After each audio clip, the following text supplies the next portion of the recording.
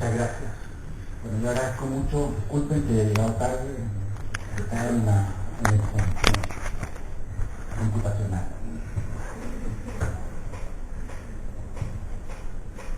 Lo cual impide que no hay universalidad de los sistemas. Uno manda una cosa y no llega exactamente lo mismo. Y no es mi problema. Se convierte en mi problema. Disculpen. Bueno, yo titulé esto, esta ponencia, Balance Historiográfico y una primera aproximación al canon. Bueno, quisiera empezar agradeciendo a la Universidad Finisterra y muy en especial a mi amigo Luis Debussy por la gentil invitación que me ha extendido a fin de hablar sobre la historiografía chilena a la luz de mi propio trabajo. Hace años que no me pedían algo semejante de una instancia universitaria formal, no puramente estudiantil. Ninguna de nuestras dos principales universidades, ni la Universidad de Chile, la Casa de Estudios a la cual estoy asociado, aunque no adscrito al Departamento de Historia, que es el Centro de Estudios Latinoamericanos, de posgrado, y el Derecho, y la Universidad Católica, me han solicitado pronunciarme sobre estos temas. No lo digo porque esté molesto, uno habla solo cuando se le invita, y yo no me hago invitar. Además no me faltan espacios donde hablar, por ahora. Solo constato el hecho y me pregunto si no es cierta falta de coraje reflexivo y crítico, cierto freno o impotencia, que nos vuelve reacios a reflexionar sobre nuestro propio quehacer. Razón además por qué la producción en nuestra disciplina es tan pobre, tan poco profunda y de tan poca gravitación intelectual. Volveré a esta deficiencia más adelante. Si entiendo bien el emplazamiento que nos ha hecho Luis Debussy, cabe preguntarse en qué sentido la historiografía chilena es algo más que un oficio académico. O bien, en qué sentido nuestra historiografía ha hecho una contribución sustantiva, irreemplazable, para pensar y pensarnos en este país. A tal punto que sin la cual no nos entenderíamos como sociedad. Es un cliché sostener que Chile es un país de historiadores. A la invitación que se nos convoca, sin embargo, lo entiendo más bien como una oportunidad para poner en telejuicio dicha federación. En primer lugar, quisiera partir sugiriendo que este autocuestionamiento solo es válido si nos atenemos a la totalidad de nuestra historia. Limitar la historiografía únicamente a su variante nacional, o peor, a su trayectoria más contemporánea, peca de un reduccionismo temporal excesivo. Hay todo un trasfondo histórico, previo a la constitución formal de la disciplina como ejercicio profesional, que no se puede olvidar. De ahí que no corresponda hacerla a partir de mediados del siglo XIX, o bien confinarla a una indagación puramente profesional cientificista, atrasando aún más su aparición. Trasfondo que marca, por así decirlo, los límites y también el marco cultural condicionante en que nuestra disciplina se inserta. Disponemos de historias generales, todos los típicos errores que se cometen. Pablo Arana no es el primero a hacer una historia general en nuestra cultura hispánica. Disponemos de historias generales escritas en Hispanoamérica desde antes que se intente colonizar Chile, y concretamente hablando de nuestro país desde el siglo XVII con Diego de Rosales, como para descartar sin más este surgimiento previo. Por cierto, al inicio, a la partida, por así decirlo, de nuestra labor, se restringe a una producción de crónica de registro, cartas de relación, de petición, de carácter más bien oficialista, que se remiten a la metrópoli con el afán de documentar, testimoniar e informar sobre las virtudes de estos territorios y los avances crecientemente frustrados de la guerra. A final de cuentas, un trabajo cartográfico muy básico, análogo a lo que podría ser un levantamiento de terreno. Evidentemente, disponemos de textos valiosos, muy informativos de esta índole, pero que al estar tan focalizados en las secuencias diacrónicas y todavía deslumbrados por la novedad que provee nuestra América, sus pretensiones son bastante menores. Ni el epistolario de Valdivia, ni las crónicas, informes o historias, entre comillas, de Vivar, Góngora y Marmolejo, de Mariño de Lovera o de González de Nájera, por solo mencionar a los más destacados, aunque complejos y maestros del género que se mueven, ninguno de ellos ofrece, a mi juicio, una visión de conjunto, un primer sentido omnicomprensivo sobre Chile. Sentido que sí, en cambio, nos proporciona la obra de Chile, concretamente al relatar la guerra y que nuestro poeta narra épicamente.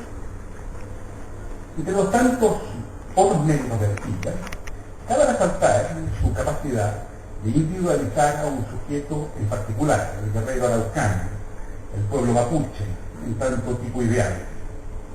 Su insight clave, haber centrado la trama en torno al choque bélico entre iguales, con lo cual eleva la trascendencia de la guerra en Chile.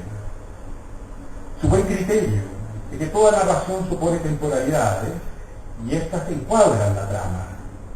Cuestión que, por cierto, Ercilla no resuelve. La guerra sigue interminablemente y a nuestro autor no le cabe más remedio que acabar con sus poemas y publicarlos sin disponer de una combinación épica. Es importante, ¿sí? Y por último, su efecto, haber ubicado a Chile en un mapa a escala mayor y noble, y se me permite así calificarlo, al escribir el último gran poema épico de la lengua castellana. Ninguna contribución de parte de los cronistas, anteriores o posteriores a Ercilla, se compara con el acierto, la intuición para desentrañar lo clave y postular lo medular en Chile, que evidencia la araucana. La posteridad avala el punto, y también muchos de estos mismos cronistas, quienes, como se han sabido, admiten que su labor se ve reducida a tan solo poner en prosa lo que Ercilla tan viva y genialmente consignó en verso. Alonso de Ovalle, de hecho, clasificó pasajes enteros redactados originalmente en octavas reales. La mención de Ovalle, sin embargo, me lleva a resaltar a este como quizás la única excepción que confirma la regla sentada por Ercilla. Puntualmente, que entre nosotros la poesía épica, más que los textos calificados como históricos al inicio, proporcionaron un sentido profundo, ineludible respecto a este país. Un sentido que lo distingue y diferencia, amén de proyectarlo en una pantalla más gigante desde la cultura occidental. Ercilla captó relaciones entre Chile y Europa, Chile y España, y de ahí dedujo una serie de ideas fundantes con las que todavía nos ubicamos. Ovalle, sobre el cual he estado trabajando y me detendré largamente el próximo tomo 3 en Historia General, cuando vaya para uno, si bien se tiene la intuición acertada que proviene de Ercilla, agregó nuevas coordenadas.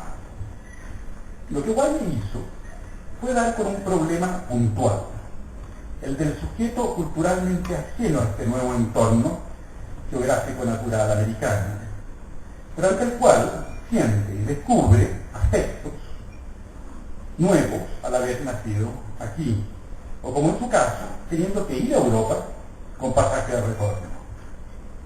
Ovalle, desde el momento mismo en que encara su historia, allá a lo lejos, en la Roma de 1746, sumido en una profunda e inédita nostalgia, en nuestro primer desterrado, describe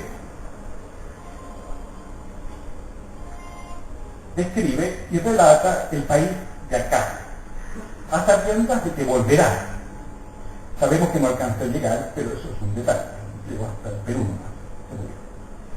dando de este modo, con la situación ambigua del criollo, la de ser, o más preciso aún, volverse un personaje tan de aquí como de allá, condición no tan ontológica como situacional y por lo mismo histórica. Antes de Ovalle no se tenía plena conciencia de esta posibilidad. Ovalle, para todos los efectos, está en español como Ercilla, pero a diferencia del primero, Ercilla, no es en cambio un conquistador que viene y se va. Ovalle literalmente se encuentra entre estos dos mundos, ambos igualmente propios. No hay que saber mucho de física para apreciar que la experiencia espacial suele ser doble, tanto existencial como temporal. Quien sabe manejarse en dos ámbitos físicos distintos es probablemente más diestro también a la hora de funcionar a los tiempos. Su destreza consiste en saber situarse. En el tomo 3 yo me dedico mucho a ahondar en esta idea.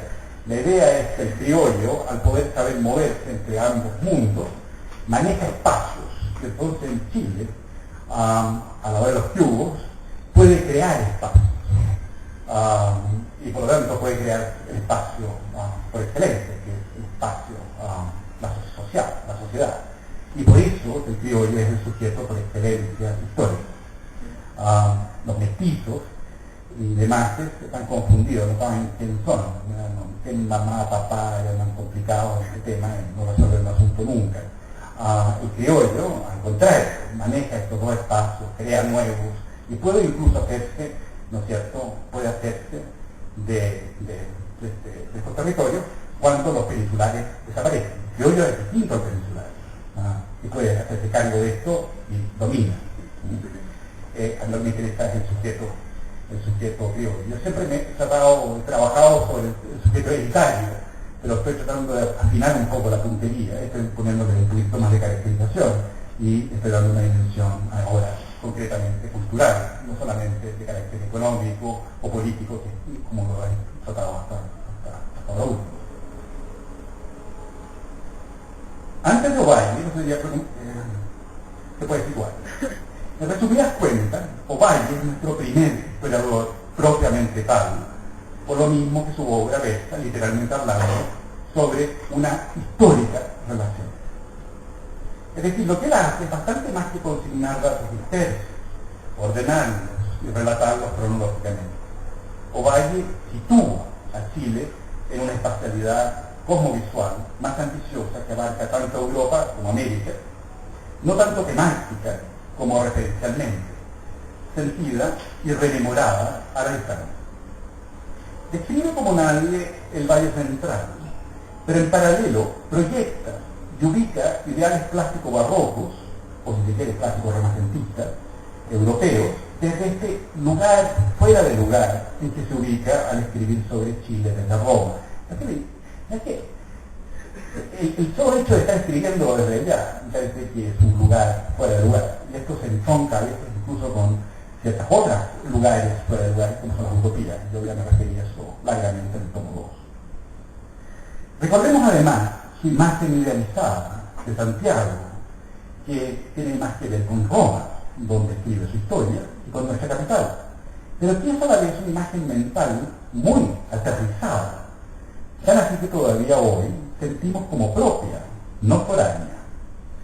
Su mapa, con anhelo extendido, sigue siendo una suerte de resumen visual de la ciudad.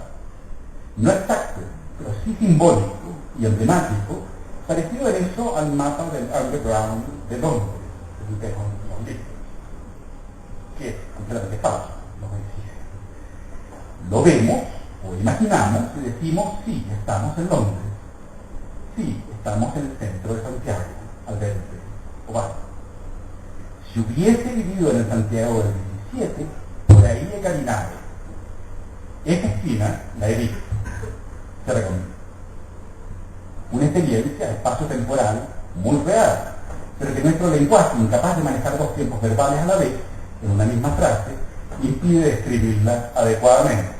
La frase es una: si hubiese vivido en el Santiago del 17, por ahí he caminado. Esa esquina la he visto. Hay un error sintáctico en la frase. Ovalle es el primero en aproximarse a estas complejidades. Espacios distintos a un mismo tiempo, distintos espacios en un mismo espacios distintos a un mismo tiempo, distintos espacios, distintos tiempos en un mismo espacio. Estas coordenadas resumen la totalidad de la historia europea americana, la historia criolla. Le debemos a Ovalle haber dado con estos dos grandes ejes. Agreguemos a esto el hecho de que el texto de Ovalle, notable por sus descripciones y magistral en su uso del castellano, le merecerá figurar entre las primeras autoridades de la lengua. Un notable logro, no compartido por nadie más en Chile, que lo equipara a Ercilla. En cuanto a contribución literaria, allá, en Europa, donde este tipo de asuntos culturales por aquel entonces contaban. Aunque, por cierto, en un plano o género muy distinto al del poeta épico. En el caso del jesuita, más inclinado hacia lo descriptivo e histórico, pero no necesario. Mi exaltación de Ovalle, del que no me detenga con igual énfasis en otros posibles historiadores muy dignos, por ejemplo su coetáneo Rosales, y más tarde el abate Molina, podrán quizás llamarles la atención. Por cierto, Rosales y Molina, comparados con Ovalle, son mucho más exactos, científicos, objetivos, analíticos, lógicos, razonadores y prácticos. Y sus obras, amén de cronística, más esmerada en querer dar sustento documental a su producción. Así todo, no veo en el enciclopedismo erudito de Molina, ni en el registro más tipofáctico de Rosales, según Mario Góngora Rosales, hablando de Rosales, estamos frente a un cronista que busca en los archivos gubernamentales. No encontramos en ninguno de ellos dos nada que equivalga a esta capacidad en Ovalle de captar un orden armónico y proporcional en el escenario natural y espacial donde ha de desenvolverse la historia de este país. En palabras de Eduardo Solar Correa, Ovalle es en su esencia un poeta, y por sobre la verdad atrae en su obra la belleza. Antes que como historiador, ha de estudiársele como poeta, acaso el más insigne poeta en prosa nacido en Chile. Más tarde, Solar Correa añade lo siguiente: su histórica relación es uno de los mayores intentos de historia artística que se haya realizado en nuestro país. Jaime Aguirre lo dice acaso mejor: llevaba en sí un estro poético que se volcó creador e intuitivo en las páginas de su libro, el más bello salido de pluma chilena en los 3 primeros siglos de la vida nacional. De aceptarse mi provocación, el que Ovalle sea tanto más lúcido como historiador, cuanto más poética es su manera de tratar e intuir su objeto de estudio asombroso, pienso que debiera aceptárseme, a modo corolario, también que la historia, al menos durante nuestra primera etapa formativa colonial, es subsidiaria a la poesía. Es la poesía la que nos ubica, sitúa en nuestros dos mundos, el americano y el europeo, con todas las complejidades espacio-culturales que ello implica, que se deducen del texto de Ovalle. Esto es localismo, cum, no versus universalidad. Cosmopolitismo cultural, intrínseco al nuestro, por lo mismo que europeos, desplazados a otro lugar de un mapa en proceso de diseñar, capaz de abarcar nuestra desubicación, ubicación histórica. En fin, definir nuestra condición de criollos desplazados geográficamente, europeos nacidos en América, antes bien que sumidos en un falso dilema hamletiano de corte identitario. ¿Quién soy yo? ¿Cómo gusta tanto al academicismo en boga últimamente? Yo creo que la historia no es ontológica, no es metafísica y no debiera preocuparse de cuestiones de identidad. Después de 500 años de dominio español en estos territorios, andar preguntando de quién somos, me parece que es onanista. El problema es otro, es cartográfico, no es identitario. Por lo tanto, fuera toda esta otra. Sí. problema que tienen ellos. Normalmente ahí es como boomerang, en realidad el problema lo tiene el analista, no lo tiene el sujeto, el objeto de estudio, ¿no? La poesía, además de situarnos, nos eleva literariamente sobre el detalle, la minucia, el hecho puntual. Nos puede proveer un sentido épico como en el Silas, o bien nos puede hacer ver, fijar la vista para siempre como en Ovalle. Soy un convencido que así como cuando Neruda afirma que Chile es una invención de Arcilla, o bien como señala Solás Correa, en Chile respiramos Arcilla y no lo sabemos, nosotros vemos ciertos espacios, las montañas, el discurrir de las aguas, el Valle de Santiago, a la luz de lo dicho por Ovalle. Él, el primero en sensibilizarse y sensibilizarnos. El que lo está escribiendo desde afuera, con la nostalgia, lo hace ver mejor. Se ven mejor las cosas a la distancia. Es algo que sabemos desde la perspectiva renacentista, ¿no? Permítanme citar a Solás Correa de nuevo. Ovalle nos enseñó a ver el paisaje. El punto que he estado argumentando a favor de la poesía cobra un matiz histórico-cultural preciso que vale destacar cuando llegamos al siglo XVIII y nos extendemos a lo largo del XIX. Ocurre que durante estos dos siglos la poesía se bate en retirada. La volveremos a presenciar de nuevo en gloria y majestad en el XX, pero en el entretanto simplemente se sumerge, es que no se esfuma.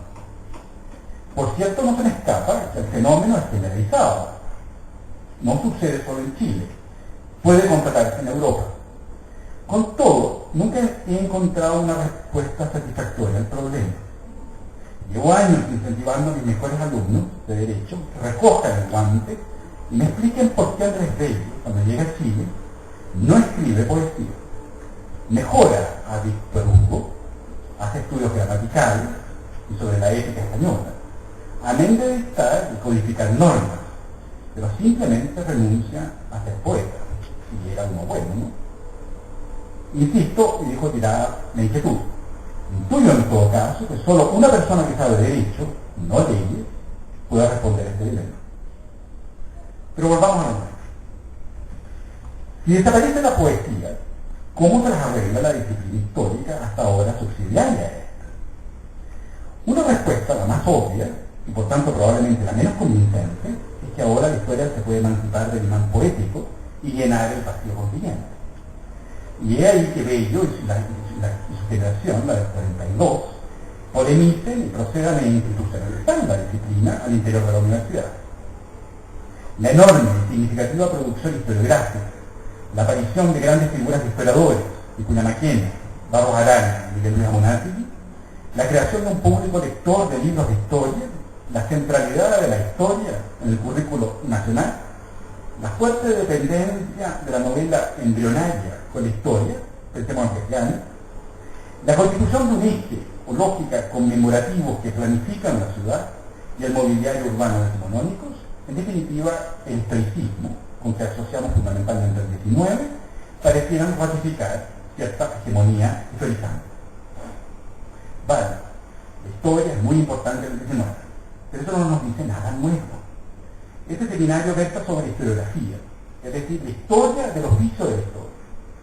En otras palabras, debe necesariamente remitirse a una secuencia de cambios que la disciplina va experimentando en su camino de definición y consolidación, si es que no calcificación, conforme a los nuevos parámetros ilustrados tardíos que se van imponiendo y que no hay que perder la pista. No creo que se llegara pues a esa cima que sería la historia, con mayúsculas, esta sentada en sus laureles, presidiendo todo, muy por sobre otras disciplinas o saberes, y se resolviera para siempre el asunto. Este entronizamiento de la historia es un delirio que suele querer enmarcarse el positivismo hasta fines del siglo XIX, enviciando de paso a la disciplina, esclerotizándola hasta nuestros días. La soberbia del positivismo, sin embargo, no se compadece con el hecho indesmentible de que su modelo de ciencia hace rato se descartó. Lo descartó Einstein, lo ha descartado Kuhn, lo ha descartado Popper, la teoría del caos, se descartó hace rato. Todavía no han recibido las noticias, ¿no? Este es un problema en medio. Es más, la disciplina histórica hace rato que no posee el prestigio que tuvo alguna vez. De modo que hagamos un poco de historia y relativicemos el supuesto predominio de la historia y su sitial incuestionado en el panteón decimonónico. Mi impresión es que la disciplina histórica a lo largo del XIX fue significativa, pero no esencial. Se corre siempre el riesgo de confundir la historia, el acontecer objeto de estudio, con la producción historiográfica misma. No nos apresuremos. Una cosa es la reflexión que se hace sobre el pasado y otra la que se hace a partir de una supuesta ciencia histórica.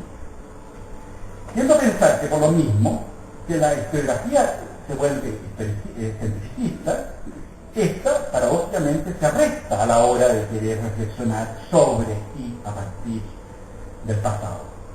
El pasado como tema de indagación, pensamiento o reflexión es infinitamente más amplio, rico y complejo que su constitución en objeto de estudio parcial enfocado por los nuevos métodos estrictos científico-positivistas y eventualmente científico-sociales. El cientificismo, historiográficamente hablando, nunca se ha podido con el mito, por ejemplo. Y eso que sabemos que la historiografía permanentemente crea mitos o repite mitos anteriores, al punto que se podría sostener que el mito sigue siendo, para el caso chileno, nuestra principal fuente.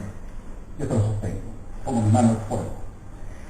Si eso es así, y yo lo creo firmemente, el cientificismo con que paulatinamente se impregna nuestra historiografía decimonónica termina por reducir su alcance. No se hace cargo de la principal fuente, se quedan cortos. El cientificismo, me atrevería a sostener, convirtió a la disciplina histórica en un mero mecanismo operativo auxiliar de registro subsidiario al más complejo asunto que sigue y seguirá siendo la reflexión a partir y sobre el pasado. Los historiadores, al irse volviendo más científicos, se tendieron a encasillar a sí mismos los archivos, en el puro examen de la documentación, y ahí se empantanaron. Ahí sí. La reflexión sobre y a partir del pasado, que es lo que a mi juicio importa, pasó a estar cada vez más radicada en lo que sí marcó el siglo, mucho más que la historiografía. Me refiero a la ilustración de Sochester, tardía, el republicanismo y el liberalismo. En otras palabras, un paquete ideológico potentísimo que nos volvió políticos, nos institucionalizó como sociedad y permitió irnos modernizando conforme a nociones de progreso, civilización y creciente libertad para quienes entraban a funcionar dentro de estos parámetros. Ahora bien, sucede que este paquete ideológico lleva implícito un diagnóstico sobre el paso del tiempo. Admite la posibilidad de movernos revolucionaria o gradualmente desde sociedades tradicionales a modernas. Valora el cambio y la libertad como agentes de la historia. En segundo lugar, nuestros principales historiadores decimonónicos, Cristina Maquena, Barros Arana y Elena Monati, son antes que historiadores políticos y además inconfundibles cepa liberales. Por consiguiente, no nos confundamos. Lo esencial aquí, en tanto valoración del pasado y su posible transformación en el presente y en el futuro, está dado por esta adhesión a la ilustración de Sochester, el republicanismo y el liberalismo en primera instancia, y solo subsidiaria o adjetivamente por el hecho de que se trataría de historiadores.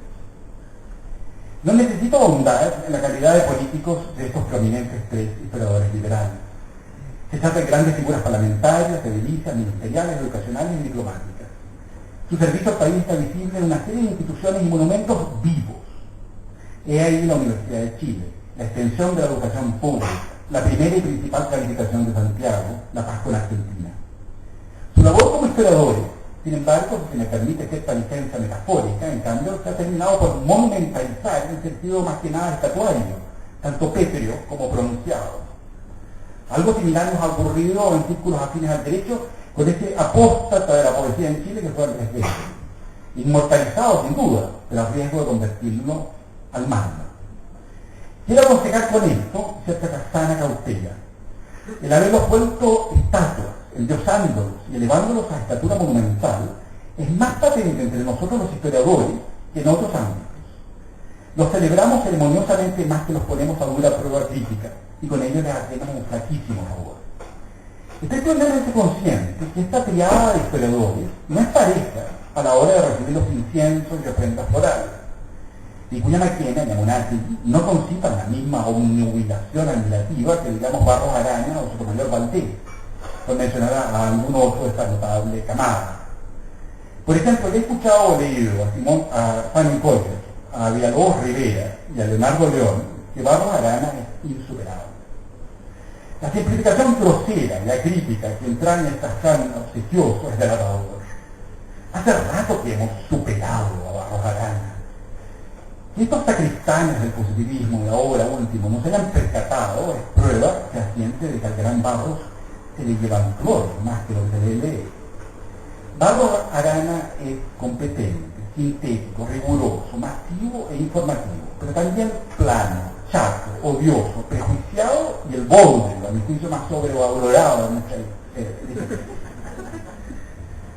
Hay en la historiografía decimonónica, además, una suerte de incontinencia que la hace que se diluya.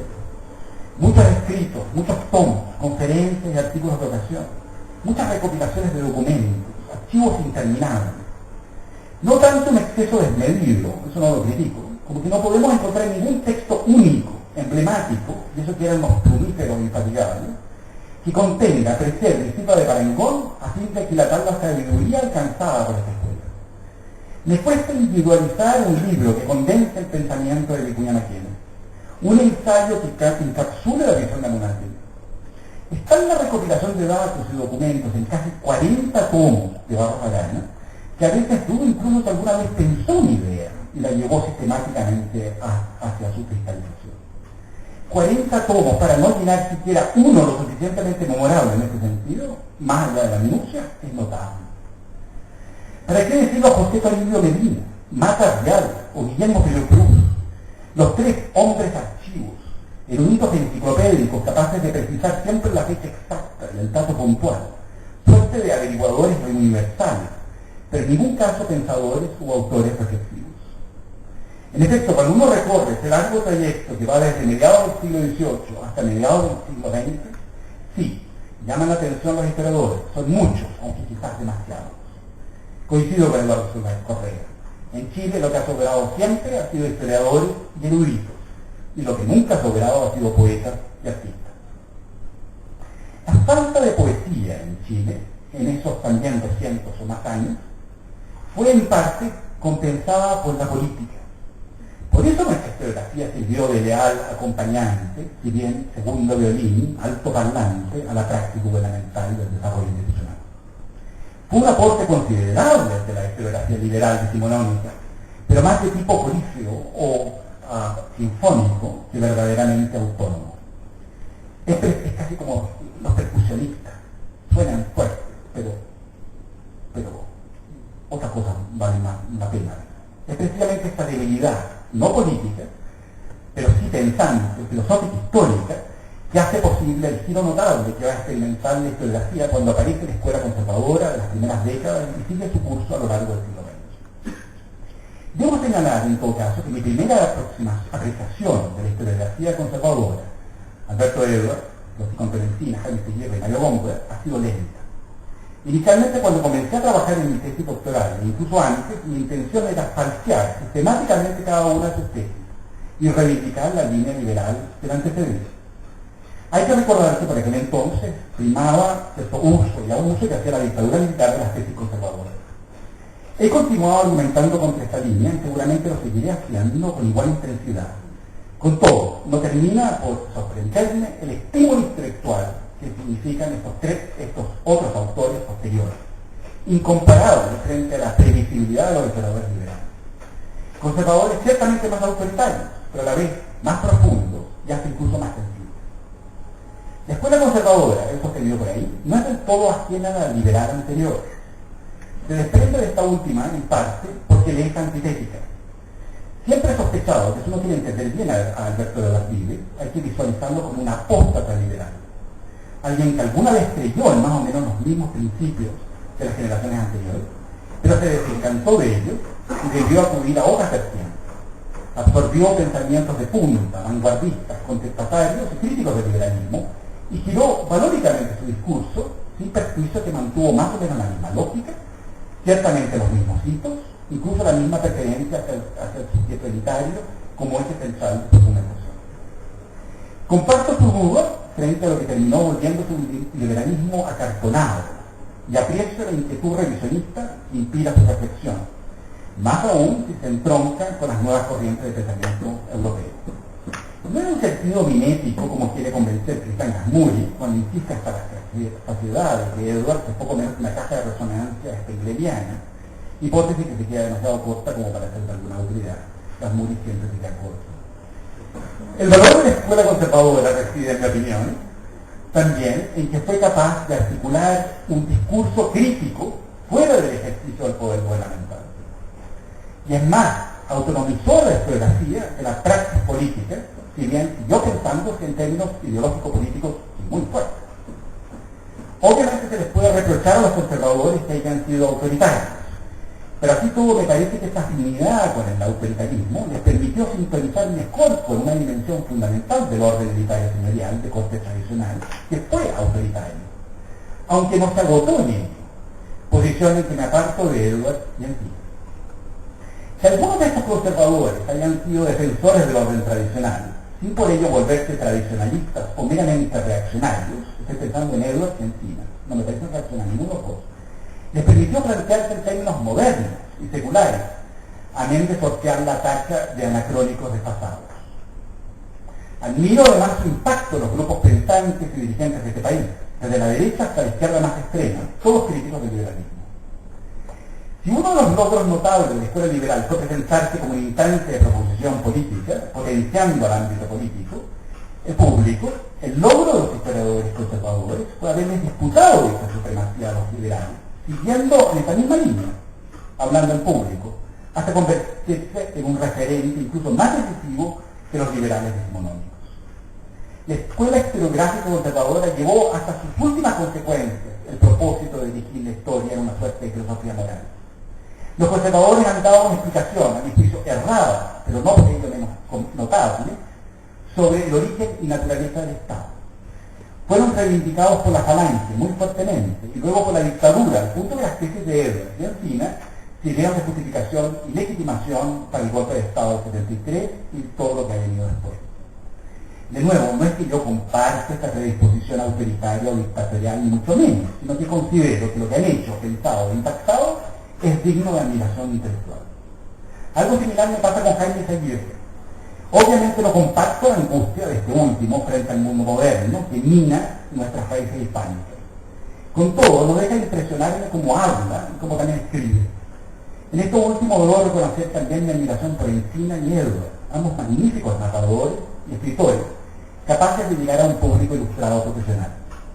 En fin, son inusuales escritores y ensayistas, además de notables opositores con quienes se puede seguir discutiendo. Me merecen el más profundo respeto.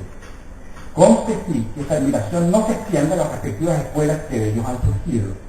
Una cosa son Edwards, Encina y Ezequiel, otra muy distinta, Gonzalo Vial, Bernardino Bravo, la Escuela de la Universidad Católica. Prefiero el original a la copia burda. Hay también en estos conservadores un vitalismo de corte romántico alemán que ha sido muy fructífero intelectualmente. El historiador chileno que más me ha influido es Góngora, de quien fui alumno y quien me reveló esta línea historicista. Me hizo leer a Félix Meineke, que todavía comparto, una especie de título de médico, y todavía comparto. Esto no ha significado para nada que yo haya dejado de ser un liberal, parlamentarista, antipresidencialista, y anti-Estado y antinacionalista. En esto Góngora ni Edwards me ha terminado por convencer. Simplemente lo que voy es que esta diferencia valórica e ideológica no entorpece mis afinidades con ellos en el plano estrictamente historiográfico. De hecho, no me importaría que alguien el día de mañana me catalogara como exponente de la escuela conservadora revisionista, aunque preferiría que se dijera que soy un liberal conservador, en este orden, liberal primero y conservador después. Insisto, esta escuela liberó la reflexión historiográfica de la praxis política, autonomizó por ella la historiografía y volvió a poner el acento donde verdaderamente va, el pensarnos como una sociedad o comunidad enraizada en estos territorios con todas las dificultades que ello entraña: pobreza del territorio, miserable este país, distancia de los centros dinamizadores, tanto políticos, económicos como culturales. Ello sin perjuicio de que podemos, en una de estas, compartir un destino común, más allá de nuestras diferencias ideológicas, religiosas o de clase. Destino que se expresa a menudo en utopías y mitos, casi siempre en poesía. Volvemos a lo mismo. Es precisamente este vitalismo en que se funda dicha reflexión que hermana esta escuela con la poesía. Nada de extraño, el éxito de la escuela conservadora en el 20 corre en paralelo con la vuelta de la poesía, Presumo que para quedarse por buen rato como habla honda y profunda y elocuente sobre este país. En el Chile de hoy, lo que más se publica es poesía. Y la lista de poetas que nos han acompañado los últimos 50 años es extraordinaria. La enorme y persistente influencia que ha ejercido la escuela historiográfica conservadora le permite sobrevolar otras posibles escuelas y aportes durante el siglo XX. Lo he hecho antes. En mi libro sobre la independencia omití conscientemente a la escuela marxista. Tampoco me he detenido mucho en la escuela estructuralista. Vamos por partes. Paradójicamente, la escuela marxista, Ramírez Necochea, Sigal, Llobet, Aníbal Pinto, Luis Murián, siempre me ha parecido similar a la conservadora en cuanto se atiene a estructuras profundas. En un caso, la fuerza del pasado, el molde cultural hispánico; en el otro, determinismo de los medios de producción y dialéctica.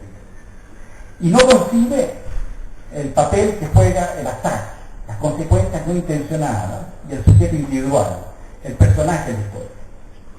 Los nexos que pueden producirse entre marxistas, como Aníbal Pinto, y un historiador como Encina, me ahorran ahondar más en estas actividades extrañas, precisamente. En cuanto a la escuela estructuralista, Jara y Mellase principalmente, me pasa que le encuentro poco sustento, produjo poco. El fracaso de Jara en hacer una historia serial de dimensiones continentales es una constatación fehaciente de que no tiene mucho que mostrar.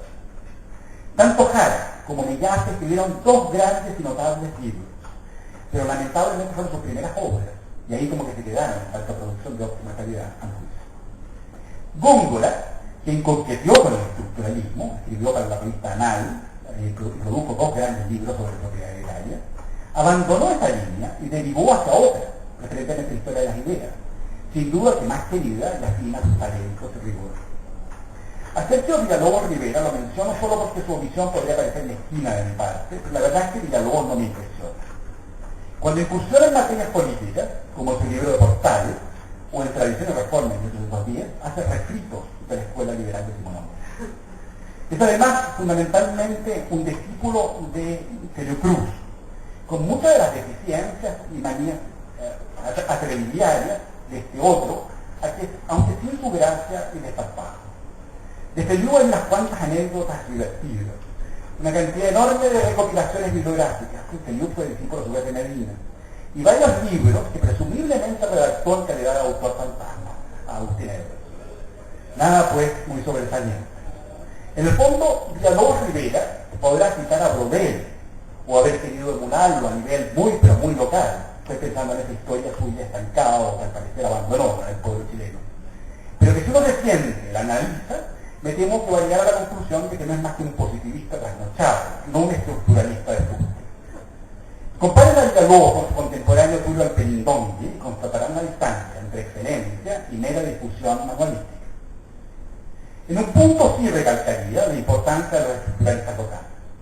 Concretamente su capacidad para convencernos, erradamente sin embargo, que la historia es una ciencia social y requiere un tipo de investigación con respaldo institucional y universitario. Me podría explayar largamente sobre este punto, trataré de ser breve. Pienso que la generación de los 50 es importante porque coincide y anima, en parte, la reforma universitaria. Ahora sabemos que esta tuvo consecuencias nefastas. Sociologizó, economizó e ideologizó en demasiadas las antiguas humanidades, siguiendo en esto a padrones internacionales poderosísimos por aquella época, los años 60 y 70. Desvirtuó gran parte del edificio secular de la Universidad Nacional, lo cual contribuyó a su vez que después entraran los bulldozers y en eso todavía están. Internacionalizó la labor histórica académica y con eso pavimentó el camino a la actual globalización, o mejor dicho, norteamericanización. Los congresos de Lázaro, muy concurridos por el establishment historiográfico actual, se han llevado a cabo hasta en Las Vegas. La escuela estructuralista fue nuestra primera experta en conseguir fondos concursados. Su empuje profesionalizante ha permitido que hoy en día algunos vivamos de un sueldo mensual, aunque cada vez más miserable. Es todo lo que tengo que decir sobre esta escuela. Tengo para el final mis impresiones sobre lo que está ocurriendo hoy en día. Antes quiero detenerme sobre el asunto que intriga a mí y que me pone en perspectiva, esta semblanza que he estado haciendo de la trayectoria historiográfica chilena, la cuestión del canon. Hasta ahora he estado haciendo una operación de descarte sistemático, aislando ciertas figuras y escuelas historiográficas, midiéndolas a la luz de ciertos criterios que yo valoro, pero que en una de estas ustedes no comparten. Mi valoración en todo caso no pretende ser una voladura subjetiva. Por supuesto que tengo preferencias muy personales y ustedes otras. Eso es obvio, pero aquí estamos intercambiándonos meras apreciaciones.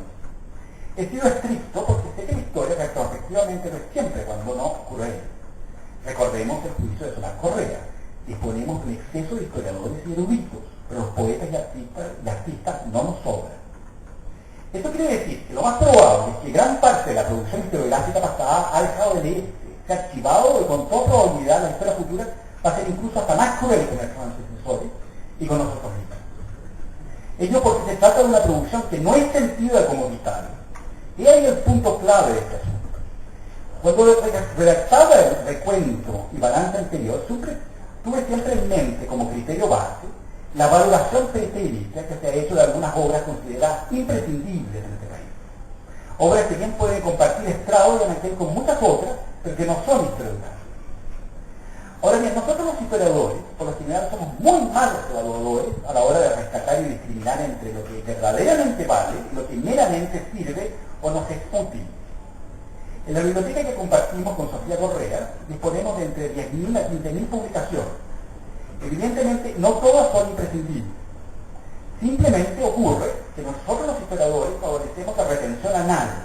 Guardamos todo, porque cualquier papel puede llegar a ser de valor cultural, eventual. Por eso no he leído todos esos libros que hemos comprado y seguramente no los voy a leer y ojalá muchos de ellos no tendré que releer. Para ser franco, envidio a los filósofos y a los estudiosos de la literatura, estos últimos antes de que se convirtieran al multiculturalismo y otras vainas. Poseen menos libros, pero mejores. En cambio, nosotros los historiadores tenemos que comprar y leer una cuantía gigante de material que muchas veces quisiera uno faltar. Los libros de mis enemigos, desde luego, pero que igual leo y a veces me doy la necesidad de comprar. A menudo contienen información, especialmente si frecuentan los archivos y me hacen más fácil la pega. Evidentemente estos últimos no van a figurar en el canon, no en el mismo. De eso es lo que estamos hablando, de aquellos historiadores u obras que no quedan previa selección estricta y porque otros no pueden faltar. Por cierto, podríamos diseñar distintos tipos de canon e incluirlos. De hecho, los hay de cuantas maneras diferentes de discriminación se observan. Pero esta generosidad canónica es probablemente excesiva. Si todo eso puede ser canon, ¿de qué nos sirve la categoría? Pensando en esta ponencia, se me ocurrió después de bastante reflexión que había que hacer una distinción especial.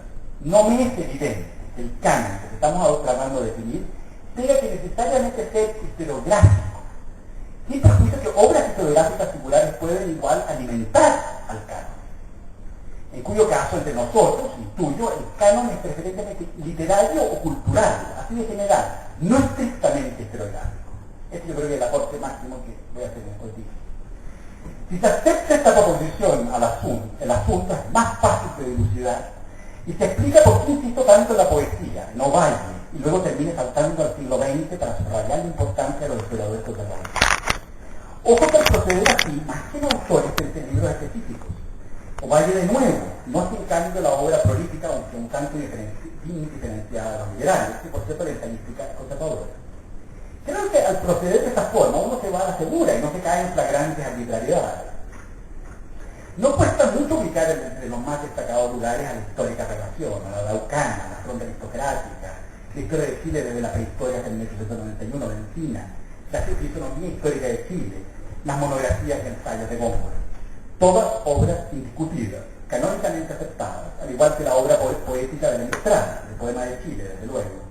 Huidobro, Altazor, incluso su línea más contestataria, como el balance patriótico. Y Neruda, las residencias del canto general. Aunque también nuestra loca geografía de la península del Cazó la obra periodística de Fortunio Reyes, González Vega, y la producción de Pablo de Roca, de Carlos Parra, de Gonzalo Rojas, de Lin y Millán. Insisto, todas obras indiscutidas, nunca ausente de los listados que periódicamente se publican en los suplementos culturales. Por supuesto, he omitido a muchos. Estas referencias son meramente ilustrativas. No pretendo confeccionar y singularizar el canonismo, obra por obra, sino su sentido, su validez en cuanto a referente crítico. Pero vamos al grano. ¿Qué es lo canónico más allá de lo estrictamente académico, a la luz de una cierta valoración filosófica histórica, que es el lado por el que yo me inclino? Mi impresión es que de existir un canon que se opera parecido al mito. Vale decir, nosotros los historiadores nos enfrentamos una y otra vez ante sentidos muy potentes, a veces muy elocuentes, que no podemos obviar o descartar. Una suerte de insight, intuición o iluminación irreductible que la crítica histórica, tanto de fuente o bien como operación desmitificadora, simplemente no es capaz de falsear, aunque no se posea respaldo documental terciario. Por ejemplo, mitos de origen, el tren en la cosmología mapuche, que coinciden sorprendentemente con mitos equivalentes en otras latitudes, Mesopotamia, regiones próximas al Himalaya, desconectas unas con otras, pero cosa bien notable, mitos que han terminado por ser avalados por estudios posteriormente estrictamente científicos. Hay coincidencia hoy de que hubo una suerte de diluvio, que es lo que trata el mito del tren, y eso que su único antecedente cultural consta en la memoria oral sobreviviente y transmitida desde no se sabe cuándo. En sentido estricto, no hay evidencia histórica concreta, no hay fuentes escritas que la avalen, pero los métodos críticos que empleamos los historiadores en este tipo de casos se encuentran con una información irreductible, indesmentible. Cuando esto ocurre, la historiografía solo le cabe reconocer sus límites racionales y atender seriamente al sentido ahí contenido, recurriendo a formas de análisis e interpretación cercanas a la literatura o a la antropología.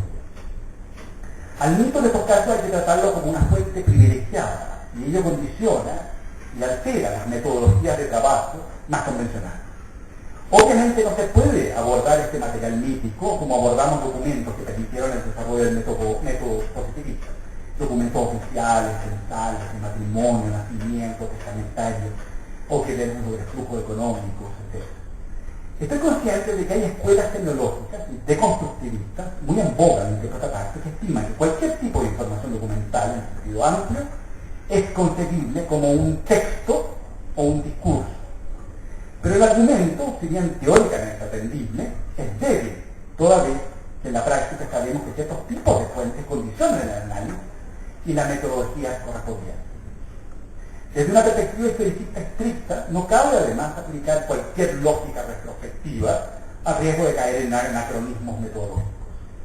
Es aconsejable, pues, emplear criterios interpretativos con asidero temporal en cuanto al periodo específico que se está produciendo este tipo de información. Los estudios de índole deconstructivista, al final de cuentas, nos remiten siempre a una discusión sobre la naturaleza atemporal de todos, o cualquier discurso o texto en sentido más bien filosófico o teórico. Pero poco o nada nos dicen sobre tiempos pasados, sensibilidades pasadas, o incluso pervivencias tosudas, subyacentes, subliminales a veces, desde ese pasado hasta el presente. Lo que pasa es que a menudo uno da con el mito, y el mito, repito, es aquello que es irreductible y no puede no ser así. Un sentido que no se puede desmenuzar, falsear, refutar o deconstruir. Un sentido que hace sentido no racionalmente, o no enteramente de manera racional, o que guarda todavía mucha información enigmática e indescifrable, pero que igual hace sentido, se percibe o siente, tiene apariencias potentísimas de sentido, aunque todavía apunten a algo en gran medida insondable. Que el mito se valga, o sea parecido, análogo, próximo a la poesía, por lo mismo que metafórico, o dependa de estas intuiciones o insights, visiones que permiten percibir en a veces un instante una totalidad irrefutable, permite tomar conciencia de que existe esta línea, este límite, infranqueable al historiador, a la vez que más allá de esa línea se le está ofreciendo con frecuencia un as portentoso, preñado. El historiador, cuando ello ocurre, o se vuelve un poco poeta y salta la línea, deja de ser historiador. Asume la fuerza del mito, por lo que es lo mismo, aborda el sentido, recurriendo a su sensibilidad e imaginación, que son formas de inteligencia y con ingredientes intuitivos racionales fortísimos, aunque no siempre lógico puro, casi de manera artística, mediante la narrativa y ciertas licencias poéticas. O bien, asume que está frente a una fuente privilegiada, en Chile el mito, yo creo que es la principal fuente de historia, que exige un tratamiento distinto, más cercano al análisis literario o antropológico. Es que esto es lo que permite la conjunción que se produce entre historia, en tanto insight o intuición respecto al pasado que bien puede ser todavía presente, y poesía o mito. Conclusión a que solo algunos, muy pocos, concluyen. Es lo que veo, por ejemplo, en Ovalle y en el Sitia, y Pineda y Bascuñán, cuando abordan temáticas comunes. O en Encina y Benjamín Subercasó, o la Mistral. En Edward y el Huidobro del balance patriótico, o entre Huidobro y Mario Góngora. O si no, ¿por qué rescata Góngora ese texto de Huidobro y lo reimprime tan destacadamente en su ensayo histórico sobre la noción de Estado en Chile? Y quizás también los textos en que Vicuña Maquena sintoniza con el mito, como cuando relata la Quintral, no así cuando la trata positivísticamente.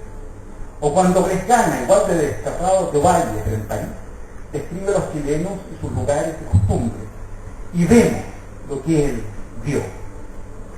En Vicuña Maquena y el Francisco Bilbao Girondino, en Jaime Aguirre, la Mistral Neruda, o quizás incluso Miguel Serrano, cuando se plantean telúricamente, a menudo a nivel continental.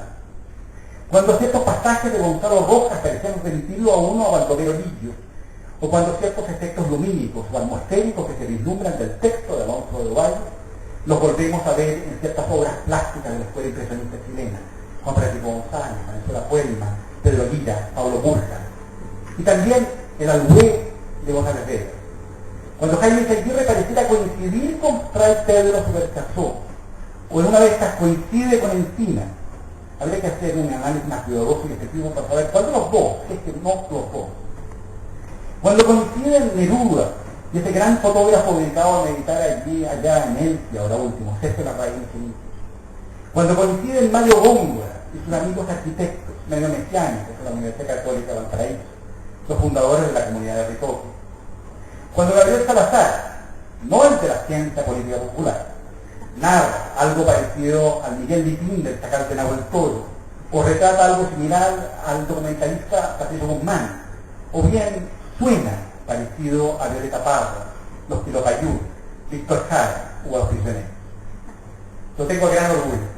Presumo ser uno de los pocos historiadores que ha conversado con Gabriel sobre su afición a la música. Por eso lo digo. Si el canon también puede involucrar expresiones plásticas, sí, el canon también puede involucrar expresiones plásticas. Estamos hablando de poetas, así en general, que emplean la paleta completa de géneros a su disposición: verso, épica, lírica, novela, cuadros, fotografía, música, arquitectura, ensayo histórico. Artistas a quienes no cabe ya calificar de profesionales de su oficio, puesto que se han elevado a una estatura más universal, la del poeta sin adjetivo, sin profesión. Historiadores hay demasiados en Chile, decía Solar Correa, Mariana Eire, Carlos Bascuñán, José Santa Cruz, Hernán Rodríguez Villegas, Francisco Vidal, Luis Rivero, los miembros de la Academia de Historia de la Sociedad Chilena de Historia, los círculos carrerinos y los quilianos, y una caterva de profesores en él que publican tarde más nunca, no leen nada, sin embargo atacan nuestros departamentos de historia, enseñan pésimo, no dejan hueco y matan la vocación de jóvenes talentosos, o los plagian, o los han formado para que se roben los libros de la biblioteca y los quemen. Una pregunta. Todos ellos historiadores, o pasan por tal, o hacen galas de haber estudiado historia alguna vez, o peor, cuestionan medianamente a otros por no ser historiadores, porque no asisten a las jornadas periódicas a las que hay que inscribirse, no van al acta, a las pegas, a los asados del gremio. Les importa un bledo no aparecer en el fichero de la revista Historia.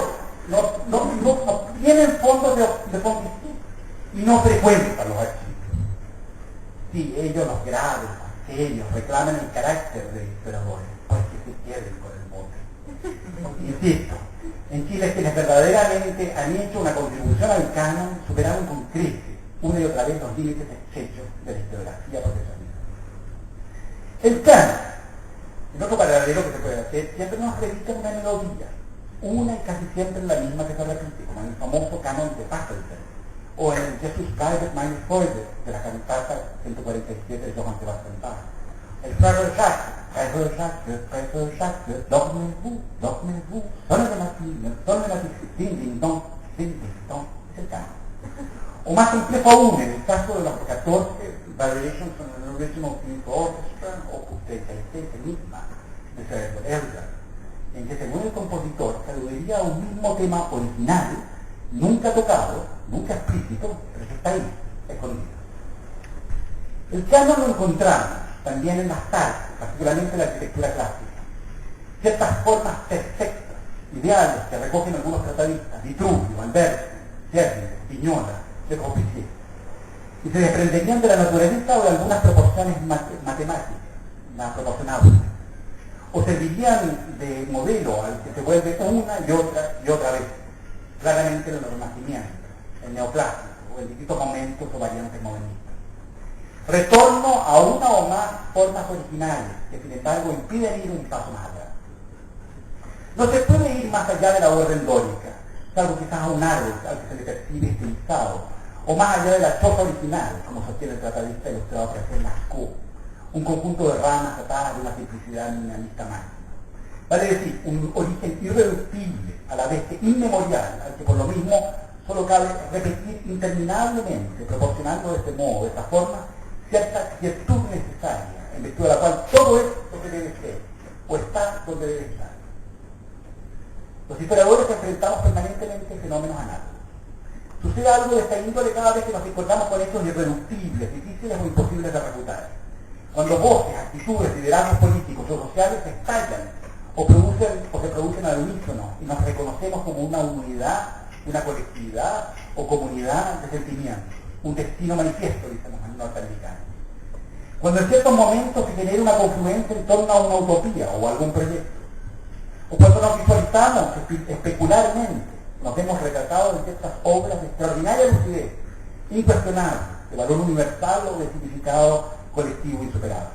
Cuando esto pasa, es que hemos dado con un sentido trascendente de energía mayor. Ocasionalmente, muy de tarde en tarde, un orden, una situación que no podría no ser así. Quien percibe o da con ese orden, no cualquiera, expresión de suma sensibilidad, que repito, puede existir cierta genialidad o intuición poética, pasa a ser parte del mismo orden. Su intuición puede servir de medio para que otros vislumbren aquello trascendental. En fin, cada cono, o quién sabe por qué fuerza misteriosa, se le remite a ese orden compartido que nosotros, que es el canon. Este canon opera siempre como un referente retrospectivo. Este orden necesariamente existe en el pasado. Puede que también persista o se le rastree en el presente, pero lo más probable es que no sea tan evidente aún. Por eso he insistido tanto en esta ponencia sobre el acto de volver al pasado, que no es exactamente lo mismo que hacer historia. Ciertamente no es lo mismo que hacer historia de la manera academicista que solemos practicar. Se le podrá objetar que el canon siempre nos remite al academicismo. Por supuesto que ello ocurre. Existen los falsos cánones, los falsos mitos, los mitos falseados, los órdenes, las órdenes que enmascaran otra cosa, su exacto opuesto, el sin sentido a veces perfecto. Por eso también he desarrollado la idea de que hay un criterio poderosísimo que no hay que desaprender, el valor poético, el genio intuitivo, el insight, aquel que nos lleva a algo que no puede y no será. Esto no se puede enseñar en una escuela, en una academia, en un gremio corporativo o en una tienda ideológica. Solo se puede cultivar hasta llegar a esta perfección como una verdadera sabiduría. Ahora bien, alguien también me podría objetar diciendo que ese orden no es tal, no podemos dar con él. Quienes sostienen esta postura en el fondo no entran a discutir seriamente. Parte de la premisa errada, que no hay sentido posible. No creen en el trasfondo humano, humanista, que descubriera en su momento el Renacimiento, yendo atrás, remitiéndose a los clásicos, y que nos permitió renovarnos, darnos nuevos sentidos secularizantes, después de poner en tela de juicio los sentidos heredados del medievo cristiano. No se puede discutir con los nihilistas, solo cabe combatirlos y lograr persuadirlos. Christian Barken, en su columna de hoy en Mercurio, lo dice elocuentemente. De la polarización reductiva y asfixiante de los 70 pasamos a la gran escalera posmoderna del siglo XXI. Nuestros hijos navegan en un mar de información disponible donde todo empata. El hambre en África con la anorexia de las modelos europeas. En una democracia virtual sin quilla ni norte, en la que terminaremos por naufragar, clamando por alguien que ponga las cosas en su lugar, que se las juegue por un canon, por una certeza, por un orden cualquiera este. Concuerdo con Banton, aunque advierto el peligro. No puede ser cualquier orden. Hay demasiados falsos órdenes que ofrece el mercadeo postmodernista. Aquellos órdenes que fetichizan el pasado, transformándolo en bien de consumo, cuando se prefiere hablar de patrimonio en vez de cultura, por ejemplo. Lenguaje tan caro a los neoconservadores, en cuanto hay de conservadores museológicos, que solo se dedican a mononar el fetiche y se viven calculando cuánto van a ganar en el gift shop, en la cafetería, o vendiendo abonos en internet. Aquellos otros órdenes que presumen cierta universidad, los que reclaman cierta verdad histórica oficialista o ideológica estrecha, o bien sostienen que la historia fue tajantemente así y reclaman para sí un acto de fe inclaudicable de parte de nuestra persona. La historia como disciplina instrumental interpretativa crítica sigue siendo imprescindible. No todo vale. Existe en este país, ¿no es cierto?, un texto, como se llama, una historia de escepticismo, y no hay un libro sobre decente, sobre la clase negra. No todo vale. Hay gente que no le chunga. Es preciso jerarquizar. Hace rato que vivimos en un mundo escéptico, pero el escepticismo no tiene por qué ser terminante. Puede sernos una plataforma útil para dar con certeza una falange de mentes preclaras y geniales a lo largo de la historia de la cultura. Nuestro pasado hundido y elocuente nos han hecho ver y convencer a mente de tempranos con sus brillantes intuiciones. Pienso pues que estamos más necesitados de revisionismo histórico y geográfico que nunca, pero un revisionismo crítico de sí mismo, capaz de captar que este también tiene límites, que los actos reconstructivistas de demolición de sentido no nos pueden privar de todo sentido, cualquier sentido. Que no porque en el pasado se han producido injusticias, debemos tirar todo al tacho, a la papelera del reciclaje, al basural de la historia, para así hacer más plenamente modernos, revolucionarios, vanguardistas, puros y renovados, eficientes y multiculturales, etcétera, etcétera. Y ahora sí que lo podemos hacer más mejor. Un revisionismo histórico que combata, como diría el Sanfer, contra quienes se han apoderado de la historia y de este espacio canónico por excelencia en el buen sentido de la universidad. Un revisionismo contra los bárbaros, ya no a las puertas de la ciudad, sino adentro, infiltrados o inspectores entre nosotros, los mismos, los de siempre.